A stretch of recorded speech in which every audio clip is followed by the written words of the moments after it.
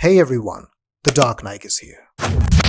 1954 में श्रीनगर में जवान ज़ेबा अख्तर को गुलकारा बनने का शौक था, मगर मुसलमानों की अक्सरियत के इस माहौल में एक औरत का कश्मीर में गाना गलत समझा जाता था। उस्ताद ने उसकी आवाज़ को सराहा और उसे आगे बढ़ने का मौका दिया, और इस तरह ज़ेबा अख्तर नूर बेगम बन गईं। सॉन्ग्स ऑफ पैराडाइज इस जिद्दोजहद की कहानी है।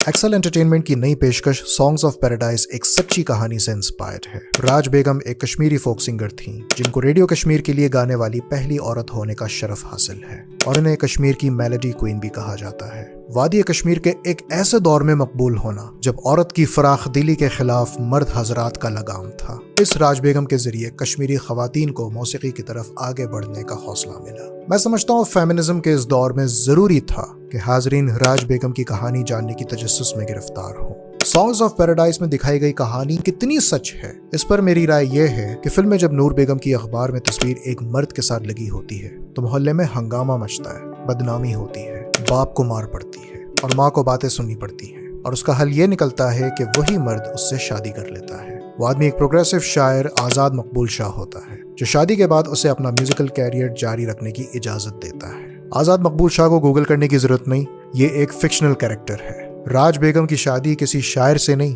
बल्कि जम्मू कश्मीर के DIG पुलिस कादर गांदरबली से हुई थी। अब आप खुद अंदाजा लगा लें, एक तरफ फिल्म में गुलकारा और शायर का मौसीकी से ताल्लुक, जिसके सबब यह कहानी आगे बढ़ी और नूर बेगम का कैरियर भी, तो दूसरी तरफ गुलकारा और DIG पुलिस का ताल्लुक, और ऐसा इंस्पेक्टर जिसको वादी कश्मीर में अपनी भरपूर सख्तियों की वजह से इस्तर कहा जाता था।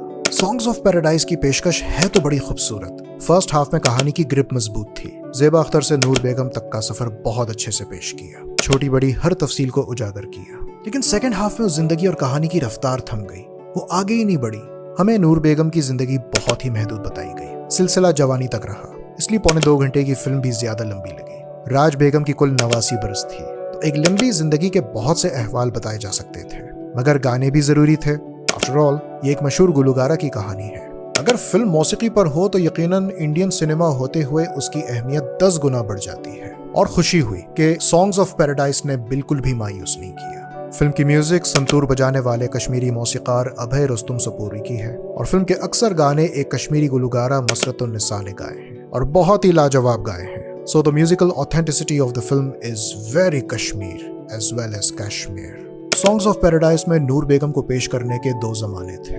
जवानी का किरदार सबा आज़ाद ने निभाया और बुढ़ापे का सोनी राजदान ने। सोनी राजदान कितनी खूब अदाकारा है ये माजी की फिल्मों में वो साबित कर चुकी है। मगर hello ji, Saba Azad, I never knew her this talent. If I'm not wrong, ये और इमाद शाह बहुत सालों से म्यूजिकल ड्यूओ है, और मुझे नहीं लगता if she's frequently acting. Personally मैंने इसको 2008 में दिल कबड्डी में देखा था। I am heavily surprised because Saba Azad ने कमाल की परफॉर्मेंस दी है। जिस तरह अपने किरदार को सांचे में ढाला है और उसकी नफ्सियात को समझा है, काबिल तारीफ है। असली किरदार निभाने में अहम नुक्ता होता है मैनरिज्म का, उसकी हैरानगियों और धचकों पर गौर करना। जब उस्ताद उसको सिखाने की ऑफर करता है, जब उसे अवार्ड मिलने का ऐलान होता है, जब आज़ाद पे हमला होने वाला होता है, जब उसे रिपोर्टर्स का सामना करना होता है, जब महल्ले को पता चल जाता है, that's what I am talking. इन सब फेशियल एक्सप्रेशंस के वेरिएशंस मुख्तलिफ हैं। सॉन्ग्स ऑफ पैराडाइज में 2 अदाकारों के एक ही किरदार को निभाने में बहुत बड़ी गलती हुई। अगर आपने गौर किया हो तो सबा आज़ाद की जवान नूर बेगम कश्मीरी लहजे में उर्दू बोलती है,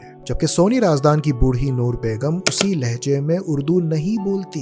मैं इस फिल्म के बारे में सोनी और सबा का एक इंटरव्यू देख रहा था। उसमें सोनी ने बताया कि सबा की शूटिंग पहले खत्म हुई तो दोनों ने एक ही किरदार को बनाने में कोई नोट्स एक्सचेंज नहीं किए, और ये बड़ा ही डेलिकेट और सेंसिटिव मैटर है। एक ही इंसान जवानी में किसी और लहजे में बात कर रहा है और बूढ़े होने के बाद दूसरे लहजे में, और ऐसा भी नहीं था कि आपने इलाका, शहर या मुल्क बदला हो तो बरसों बाद बात करने का तरीका बदल गया। तो फिल्म मेकर दानिश रेंजू, सबा और सोनी को हरगिज इस किरदार पर तफसीलन काम करना चाहिए था। सॉन्ग्स ऑफ पैराडाइज की सबसे बड़ी अहमियत ये थी कि कश्मीरी मौसीकी और सकाफत की एक अजीम खातून से हमें वाकफियत मिली। फिल्म की मौसीकी, सबा आज़ाद की एक्टिंग और शीबा चड्ढा का सपोर्टिंग रोल सबसे बड़े प्लस पॉइंट्स थे। लेकिन सॉन्ग्स ऑफ पैराडाइज की सबसे बड़ी खराबी ये थी कि राज बेगम को लेकर एक झूठी कहानी पेश की। मैं मानता हूँ कि ड्रामेटाइज करने के लिए कहानी को थोड़ा फिक्शनलाइज करना पड़ता है, ایک आध झूठ बोलना पड़ता है, लेकिन इतना झूठ भी नहीं बोलते कि जाती जिंदगी के अहवाल को बदल के रख दो।